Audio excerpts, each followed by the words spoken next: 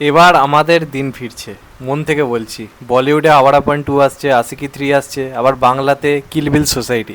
এর আগের দিনই কিলবিল সোসাইটি নিয়ে একটা ভিডিও করেছিলাম, যেখানে বেশ কিছু ব্যাপার নিয়ে আলোচনা করেছিলাম এবং সেখানে বলা হয়েছিল যে হেমলক সোসাইটিরই কন্টিনিউশন এটা হতে চলেছে।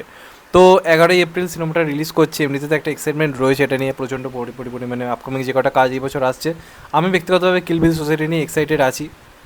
এসবিএফের অনেকদিন পরে কোনো কাজ নিয়ে একটা এক্সাইটমেন্ট অন্ততপক্ষে তো কাজ করছে, অন্ততপক্ষে তো সেই ভিনটেজ সৃজিতকে কোথাও গিয়ে পাচ্ছি।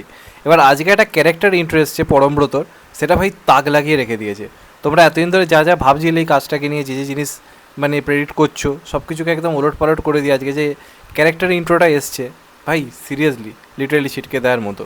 তো এই যে অ্যানাউন্সমেন্ট, যে টিজারটা এসছে বা বলাতে পারে ক্যারেক্টার ইন্ট্রোটা এসছে, এখানে পরমব্রতর তার নিজের ক্যারেক্টারটা সম্বন্ধে বলছে এবং আগের হেমলক সোসাইটিতে যে ক্যারেক্টারটা করেছিল আনন্দকর, এই ক্যারেক্টারটা নিজে জানাচ্ছে যে আনন্দকর তো অনেক দিন আগেই শেষ হয়ে গেছে, এখন মৃত্যুঞ্জয় কর। মানে ক্যারেক্টারটা লিটারেলি 180 ডিগ্রি চেঞ্জ হতে চলেছে, অথবা পুরোপুরি হেমলক সোসাইটির কন্টিনিউশন একটা অন্য গল্প হতে চলেছে, যেটা প্যাটার্নটা পুরো অন্যরকম হতে চলেছে। এটা টিজার এলে আরও মানে বেটার আমরা বুঝতে পারবো। এবার এখানে ক্যারেক্টারটা বলছে যে এখন আমি আর ব্যাটম্যান নই, আমি অনেকদিন আগেই জোকার হয়ে গেছি। এবার তারপর ন্যাড়া মাথাতে আমরা তো পরমব্রতর লুকটা দেখতে পাচ্ছি। এবার তোমরা যদি ভালো করে লক্ষ্য করো, এখানে এই ক্যারেক্টার ইন্ট্রোটাতে একজনকে আসছে পুরো এরকমভাবে বুলেট শট করে মাথাতে একটা মেয়েকে মেরে দিচ্ছে। মেয়েটা কিন্তু বাঁচার জন্য রীতিমতো কাকুতি মিনতি করছে, পরমব্রত তো ধার ধারছে না, মারছে, মেরে দিচ্ছে, এরমভাবে রিল্যাক্সে বন্দুকটা এরম করে বেরিয়ে আসছে এবং এখানে বলছে পরমব্রত ক্যারেক্টারটা যে আমরা এখন রীতিমতো আর কি ডিল নিই এবং ডিল হওয়ার পর যাকে মারার তাকে মেরে দিই, তারপর ইউনিভার্স রেস করি, এরকম একটা ব্যাপার বলছে। লিটারালি এই ক্যারেক্টারটা সুপার হিট এবং সবাইকে মেরে ফেলছে, এরকম টাইপের একটা ক্যারেক্টার আমরা দেখতে পাচ্ছি। এবার এই সিনেমার ট্যাগলাইনটা কী ছিল প্রথম থেকে? ট্যাগলাইনটা যেটা ছিল হচ্ছে মরতে চাইলে বাঁচতে হবে, এরকম কাইন্ড অফ একটা ব্যাপার ছিল।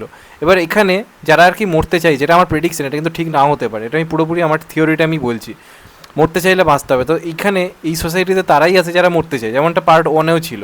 সেখানে একটা বাঁচার একটা পজিটিভনেস দেখানো হতো, এমনভাবেই পরিবেশ সৃষ্টি করা হতো যে মেয়েটার বাঁচতে ইচ্ছে হবে।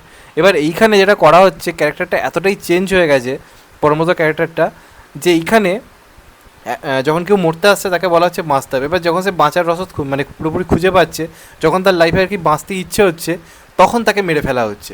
এবার যে কারণে দেখবেন এই মেয়েটাকে যখন মারতে যাচ্ছে, মেয়েটা পুরোপুরি মরতে আর চাইছে না। হয়তো একটা টাইমে ঠিক করেছিল যে মৃত্যুর পথ হয়তো বেছে নিয়েছিল, কিন্তু এইখানে সোসাইটিতে এমন এমন কিছু রয়েছে যে কারণে হয়তো এখন বাঁচতে ইচ্ছে করছে, কিন্তু এদের ডিল পাল্টে গেছে। এদের ডিল হচ্ছে তুমি যদি এখন বাঁচতে চাও, মানে তোমাকে এখন মরে যেতে হবে। মানে এরকম একটা ফ্যাক্টর কিন্তু সিনেমাটার মধ্যে আই থিঙ্ক কাজ করতে চলেছে। ক্যারেক্টার টাইপস অফ সানকি বা একটা সাইকো ক্যারেক্টার কোথাও গিয়ে হয়ে গেছে, এমনটা কোথাও গিয়ে মনে হচ্ছে। এবং হতে পারে যে ক্যারেক্টারটা আনন্দকর ছিল সেই হয়তো পাল্টে গেছে, মৃত্যুঞ্জয় কর হয়ে গেছে কিছু কারণের জন্য, সেই কারণে আজকে হয়তো সেই রকম, অথবা পুরোপুরি নতুন একটা গল্প হতে চলেছে এবং সেটার নাম হচ্ছে কিলবিল সোসাইটি। সেটা আলটিমেটলি অ্যানাউন্সমেন্টে এলে বোঝা যাবে, তবে এটাই হয়তো সিনেমাটার থিম হতে চলেছে। কিলবিল সোসাইটিতে যেটা মেন হবে, তুমি তুমি যদি মানে কী বল, তুমি যদি মরতে চাও তাহলে তোমাকে বাঁচতে হবে, বা যখন কেউ বাঁচার ওষুধ খুঁজে পাচ্ছে তাকে মেরে ফেলা হচ্ছে, এরম টাইপ অফ কিছু একটা হবে।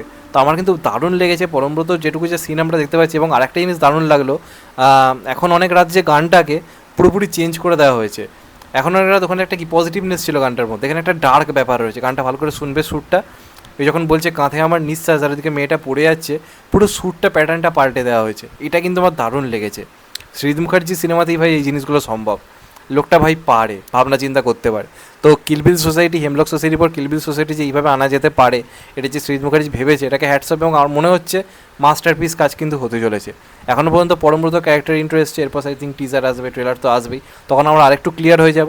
তবে যেটুকু যা দেখে মনে হলো, এটা ভাই কিছু একটা হতে চলেছে। আমি খুব এক্সাইটেড এই কাজটা নিয়ে। তোমরা কতটা এক্সাইটেড অবশ্যই জানিও। চ্যানেলটা নতুন হলে চ্যানেলটা সাবস্ক্রাইব করে দিও অ্যান্ড কেটে দেবে আইকন। ভালো থেকো সবাই, টেক কেয়ার, নমস্কার। আবার দেখাবে, এখনও তো বাই, সবাই ভালো থেকো, সুস্থ থেকো, টেক কেয়ার, নমস্কার।